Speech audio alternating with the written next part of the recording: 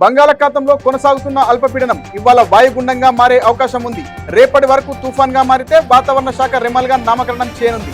ఏపీలో 2 రోజుల పాటు తేలికపాటి నుంచి ఓ మోస్తారు వర్షాలు కురిసే అవకాశం ఉందని తెలిపిన వాతావరణ శాఖ రాష్ట్రంలో అక్కడక్కడ పిడుగులు పడే అవకాశాలు మెరుగ్గా ఉన్నట్టు అధికారులు హెచ్చరికలు జారీ చేశారు. బంగాళాఖాతంలో బలపడుతున్న అల్పపీడనం కారణంగా మత్స్యకారులు వేటకు వెళ్లొద్దని సూచించారు. కోస్తాంధ్ర తీర ప్రాంతాల్లోని పార్వతీపురం, మన్యంతో పాటు కాకినాడ, కోనసీమ, ఏలూరు, ఎన్టీఆర్, అలంకాపల్లి, శ్రీకాకుళం, తూర్పు గోదావరి, పశ్చిమ గోదావరి, కృష్ణా, నంద్యాల, అనంతపురం, కడప, అన్నమయ్య, చిత్తూరు, తిరుపతి జిల్లాల్లోనూ వర్షాలు కురిసే అవకాశం ఉంది. దీంతో ఏపీ, ఒడిశా, పశ్చిమ బెంగాల్ రాష్ట్రాలను భారత వాతావరణ శాఖ అప్రమత్తం చేసింది. అమెరికాలోని న్యూయార్క్ నగరంలో జరిగిన రోడ్డు ప్రమాదంలో ఓ తెలుగు విద్యార్థి మృతి చెందాడు. న్యూయార్క్ స్టేట్ యూనివర్సిటీలో చదువుతున్న ఏపీకి చెందిన బీలం అచ్యుత్ అనే విద్యార్థి బైక్ ప్రమాదంలో ప్రాణాలు కోల్పోయినట్టు వెల్లడించిన అమెరికాలోని భారత రాయబార కార్యాలయం అతడి అకాల మరణం గురించి చింతిస్తున్నట్టు సోషల్ మీడియా అయిన ఎక్స్ ద్వారా సంతాపం తెలిపింది. మృతుడి కుటుంబ సభ్యులకు ప్రగాఢ సానుభూతి తెలిపింది. బాధిత కుటుంబం స్థానిక ఏజెన్సీలతో సంప్రదింపులు జరుపుతున్నామని, మృతదేహాన్ని తిరిగి భారత్కు పంపేందుకు సహాయ సహకారాలు అందిస్తామని కాన్సులేట్ జనరల్ ఎక్స్లో పేర్కొన్నారు. ఉక్రెయిన్ సరిహద్దు నగరం కార్గివ్లో రష్యా జరిపిన క్షిపణుల దాడుల్లో 6 ప్రాణాలు కోల్పోగా 16 మంది పౌరులు గాయపడ్డారు. ఓ ప్రచురణ సంస్థ భవనం కూలిపోయింది. క్షిపణుల దాడుల వల్ల మంటలు వ్యాపించిన సంఘటనా స్థలానికి చేరుకున్న అత్యవసర ప్రతిస్పందన బృందాలు సహాయక చర్యలు చేపట్టగా అగ్నిమాపక సిబ్బంది మంటలను అదుపు చేశాయి. క్షతగాత్రుల్ని స్థానిక ఆసుపత్రులకు తరలించాయి. కార్గివ్ నగరంలోని 15 చోట్ల దాడులు జరిగినట్టు ప్రకటించిన ఉక్రెయిన్ సైనికులు లేని ప్రాంతాల్లో దాడులు చేయడం అత్యంత క్రూరమని ఆగ్రహం వ్యక్తం చేసింది. కొన్ని వారాల క్రితమే రష్యా దళాలు కార్గివ్ చుట్టుపక్కల కొన్ని గ్రామాలను స్వాధీనం చేసుకున్నాయి. UN office for disaster risk reduction secretary general ప్రత్యేక ప్రతినిధిగా భారత్కు చెందిన కమల్ కిషోర్ బాధ్యతలు చేపట్టారు. కమల్ కిషోర్ ను ప్రత్యేక ప్రతినిధిగా మార్చి 28న ఐక్యరాజ్య సమితి సెక్రటరీ జనరల్ ఆంటోనియో గుటెర్రస్ నియమించగా ఆయన బాధ్యతలు చేపట్టారు.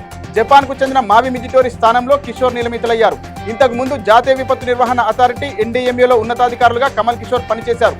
పెరుగుతున్న వైపరీత్యాల నేపథ్యంలో విపత్తు ప్రమాదాలను తగ్గించడానికి యుఎన్డిఆర్ఆర్ కృషి చేస్తుందని కిషోర్ పేర్కొన్నారు. జార్ఖండ్ లో వ్యాప్తి చెందిన బర్డ్ ఫ్లూ ఇప్పుడు కేరళలోని పౌల్ట్రీ ఫారంలో నిర్ధారించబడింది. మానర్కాడ్లోని ప్రభుత్వ ప్రాంతీయ కోళ్ల ఫారంలో ఏవియన్ ఫ్లూ వ్యాప్తి చెందినట్టు జిల్లా యంత్రాంగం ధృవీకరించింది. పౌల్ట్రీ ఫారంకు 1 కిలోమీటర్ పరిధిలో ఉన్న పెంపుడు పక్షులన్నింటినీ చంపాలని కొట్టాయం జిల్లా యంత్రాంగం నిర్ణయం తీసుకోగా కోడి, బాతు, పిట్టలు, ఇతర పక్షుల పౌల్ట్రీ ఉత్పత్తులు, అమ్మకం, దిగుమతులను ప్రభుత్వం నిషేధించింది. ప్రభావిత ప్రాంతంలో క్రిమిసంహారక చర్యలతో పాటు పౌల్ట్రీ ఫారం నుంచి 1 నుంచి 10 కిలోమీటర్ల వ్యాసార్థాన్ని నిఘా జోన్ గా ప్రకటించామని ప్రకటనలో తెలిపారు. మధ్యప్రదేశ్లోని భోపాల్లోని national institute of high security animal disease lab ఫారంలో చనిపోయిన పెద్ద సంఖ్యలో కోళ్ల నమూనాలను పరీక్షించిన తర్వాత H5N1 వ్యాప్తిని నిర్ధారించింది. ఈ సంఘటన తర్వాత రాంచీలోని మోర్హాబడిలో రామకృష్ణ ఆశ్రమం నిర్వహిస్తున్న పౌల్ట్రీ ఫారం అయిన దివ్యాన్ కృషి విజ్ఞాన కేంద్రంలో 770 బాతులతో సహా 920 పక్షులు చంపబడ్డాయి.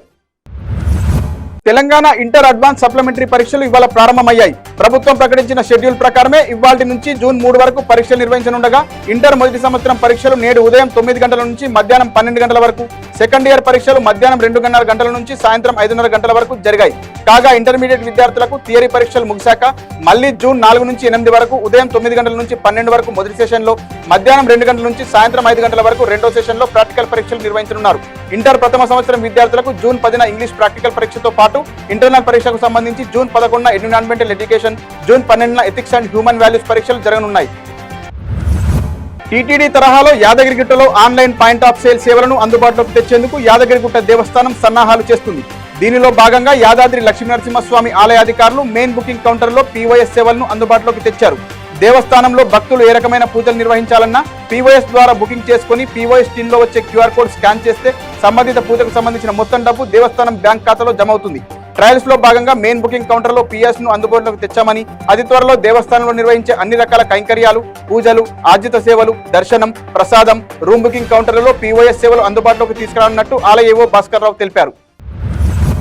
హెలికాప్టర్ ప్రమాదంలో మరణించిన ఇరాన్ అధ్యక్షుడు ఇబ్రహీం రైసీ భౌతిక కాయానికి ప్రభుత్వ లాంఛనాల నడుమ టెహ్రాన్ లో అంత్యక్రియలు జరిగాయి. ఆ దేశ అధ్యక్షుడి అంత్యక్రియలకు భారత ఉపరాష్ట్రపతి జగదీప్ ధన్కడ్ హాజరయ్యి నివాళులు అర్పించారు. ఇక ఇరాన్ తాత్కాలిక అధ్యక్షుడు మహమ్మద్ మక్బజీని కలుసుకున్న ఉపరాష్ట్రపతి ఆయన మృతి పట్ల సంతాపం వ్యక్తం చేశారు. రైసీ అంత్యక్రియలకు హసన్, హౌతీ, హిజ్బుల్లా మిలిటెంట్ సంస్థల లీడర్లతో పాటు తాలిబాన్ ఉప ప్రధాని ముల్లా బరాదర్ లీడర్లు హాజరయ్యారు. ఇరాన్ ప్రజలు చేసిన ప్రార్థనలకు ఆ దేశ సుప్రీం లీడర్ అయతుల్లా అలీ ఖామేనీ హాజరై నాయకత్వం వహించారు.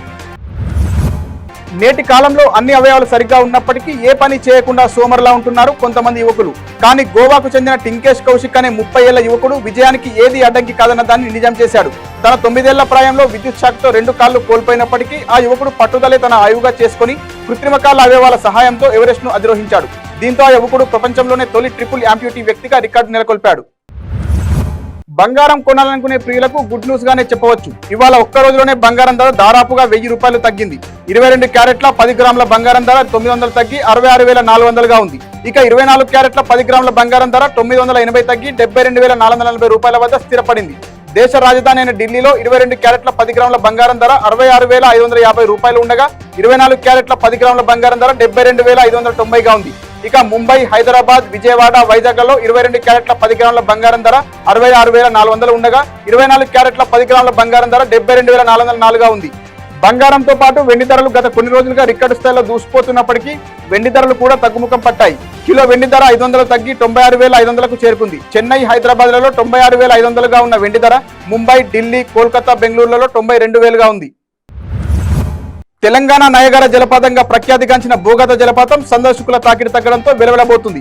ములుగు జిల్లా వాజేడి మండలంలో గల బోగత జలపాతం అధికార యంత్రాంగం నిర్లక్ష్యానికి గురైన కారణంగా అభివృద్ధికి నోచుకోవడం లేదు.